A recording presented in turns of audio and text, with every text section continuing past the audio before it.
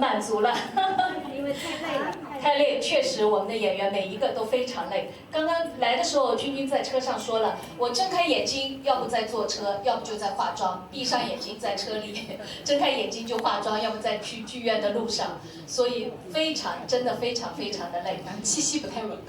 没关系，晚上大家还可以去剧院来欣赏我们的演出啊。好，谢谢。那下面这个我听戏迷。